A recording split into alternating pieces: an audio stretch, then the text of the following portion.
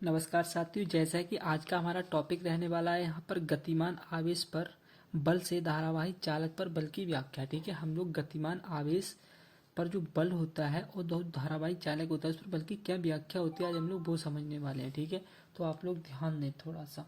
देखो हम लोग क्या करेंगे, हमने यहाँ पर क्या लिया, एक चित्र बनाया है। आपको मैं चित्र बनाकर समझा रहा हूँ। ठीक है, देखो हमने यहाँ क्या लिया, एक कोई धारावाही चालक ले लिया। क्या ले लिया, कोई एक धारावाही चालक। आप ऐसा समझे, थोड़ा अच्छे से मैं यहाँ पर चित्र बना के समझा दे रहा हूँ।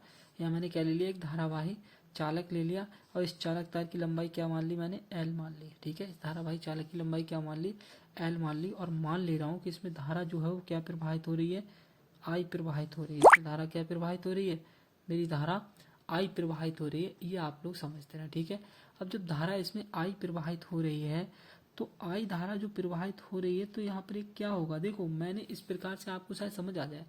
ये मैं शायद आपके सामने कुछ बना रहा हूँ, आप समझ पा रहे हो मैं क्या बना रहा हूँ। यहाँ पर फ्लेमिंग के मैं यहाँ पर कौन से हाथ का नियम बना रहा हूँ, बाएं हाथ का नियम बना रहा हूँ। फ्लेमिंग के बाएं हाथ का नियम क्या बताता था, ये वाली उंगली में क्या बताती है, धारा की दिशा को। ये क्या बताता है, चुंबकीय क्षेत्र। और ये क्या बताता है, बल की दिशा को। ठीक है, तो मैं देखो इस प्रकार से इसे रख रहा हूँ, इस प्रकार से मैंने रखा।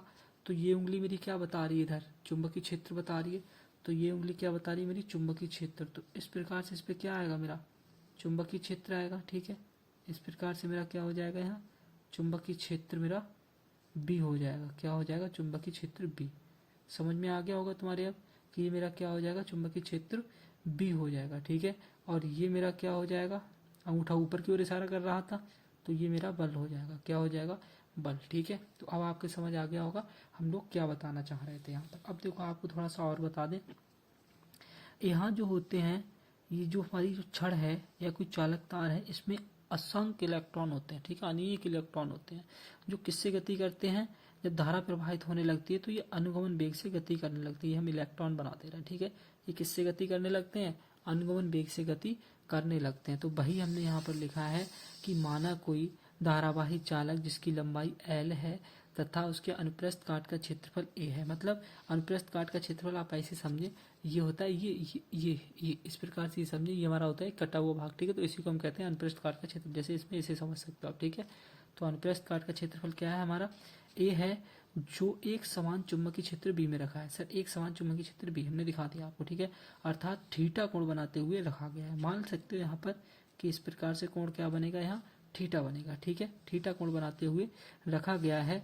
माना चालक में प्रति एकांक आयतन में मुक्त इलेक्ट्रॉनों की संख्या क्या है, एन है। देखो हमने आपको यही बताना चाहा था, हमने कहा था इसमें अनेक इलेक्ट्रॉन है, तो एकांक हिस्से में, इसके एकांक हिस्से में इलेक्ट्रॉन की संख्या क्या मान ले रहे हैं, एन मान ले रहे हैं। और जो इलेक्ट्रॉन है वो अनुगमन वेग से गति कर रहे हैं। जैसे मैंने आपको बताया था, ये जो इलेक्ट्रॉन होते हैं वो किस गति से वेग करते हैं, किस गति से करते हैं, किस वेग से चलते हैं, अनुगमन वेग से चलते हैं। ठीक है, ये बात आप ध्यान रखना, किससे चलते हैं, अनुगमन वेग से चलते हैं। तो देखो मैंने यहाँ पर जो कुछ पढ़ा वो आपको एक बार दोबारा पढ़ के बता दूं।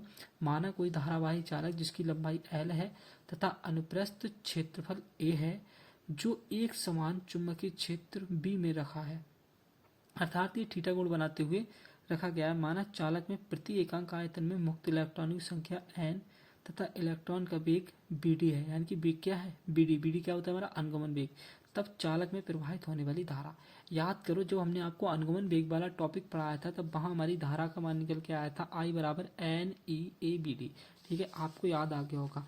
इसमें एन क्या होता है, एन होता है प्रति एकांक इलेक्ट्रॉन की संख्या, ए क्या होती है इलेक्ट्रॉन पर आवेश। ठीक है, ए क्या होता है अनुप्रस्थ काट का क्षेत्रफल, और बी डी क्या होता है अनुगमन वेग होता है। ये आप ध्यान रखना। ठीक है, इसे हमने क्या कह दिया, समीकरण नंबर 1 कह दिया।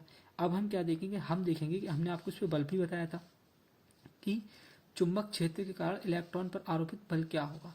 हम देखेंगे चुंबक क्षेत्र पर इलेक्ट्रॉन पर बल क्या होगा। देखो बल क्या होगा, अभी हमने आपको चुंबकीय क्षेत्र के कारण बल निकालना बताया था और बल का फार्मूला क्या था, हमारा बल का फार्मूला था एफ बराबर Q V B sine theta. यही था सर, आपको कि हाँ सर यही था। लेकिन यहाँ आवेश क्या लिया गया है, यहाँ आवेश ई लिया गया है, तो आवेश को हमने ई ले लिया।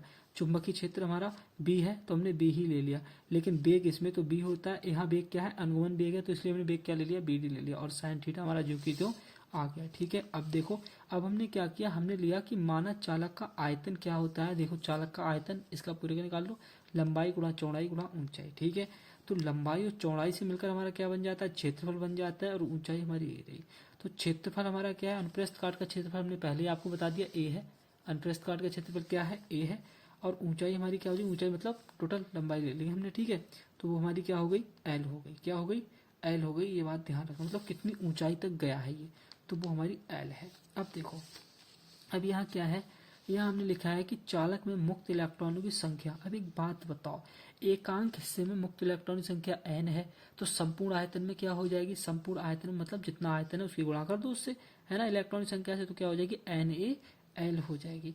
तब धारावाही चालक पर लगने वाला बल, बल क्या था हमारा, बल आपको दिखा था अभी हाल हमने देखा, ये बल था हमारा, क्या था, यही तो था, ठीक है, क्या था, बल ये था हमारा। तो देखो बल फिर हमारा क्या हो जाएगा, बल भी आप देख लो, बल हो जाएगा F बराबर E/d/BD साइन इंटू NaL, मतलब टोटल में बता रहे हैं, टोटल धारावाही चालक में कितना बल लगेगा, ठीक है, ध्यान रखना। तो हमारा इतना लगेगा, मतलब संपूर्ण इलेक्ट्रॉनों पर, संपूर्ण धारावाही चालक पर इतना बल लगेगा।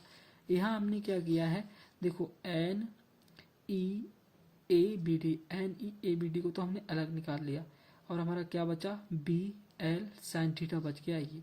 अब देखो NeABD को हमने अलग क्यों निकाला, इसलिए निकाला क्योंकि यहाँ पर NeABD जो होता है हमारा आई का मान होता है, इसलिए हमने यहाँ क्या बना दिया, आई बना दिया, और हमारा BL साइन थीटा रह गया। तो F बराबर हमारा क्या हो गया, IBL साइन थीटा, और यही हो गई हमारी इसकी बल की व्याख्या। आप यहाँ, जैसे कि आप यहाँ पर थोड़ा सा और समझ लें, आपकी तब समझ आ जाएगा। यहाँ पर क्या है, जो हमारा बल है वो केवल एक इलेक्ट्रॉन पर लगने वाला बल है, किस पर, केवल एक इलेक्ट्रॉन पर लगने वाला बल है, ठीक है, ये ध्यान रखना। यहाँ पर क्या है, यहाँ पर हमने बताया है कि तब धारावाहिक चालक पर लगने वाला बल, धारावाहिक चालक मतलब धारावाहिक चालक में जितने इलेक्ट्रॉन हैं, कितने इलेक्ट्रॉन हैं, NaL इलेक्ट्रॉन, उन पर लगने वाला बल। तो एक इलेक्ट्रॉन पर लगने वाला बल तो ये है, तो संपूर्ण इलेक्ट्रॉन पर लगने वाला बल क्या हो जाएगा, ये हो जाएगा, मतलब संपूर्ण इलेक्ट्रॉनों पर लगने वाला बल क्या हो जाएगा, ये हो जाएगा, ठीक है। संपूर्ण आयतन में जितने इलेक्ट्रॉन होंगे उन पर टोटल बल लगेगा, ध्यान रखना, ठीक है। तो ये बल हो जाएगा, और इस प्रकार से हमने क्या किया, आपको बता दिया, इस प्रकार से हमारा टॉपिक कंप्लीट हो जाएगा।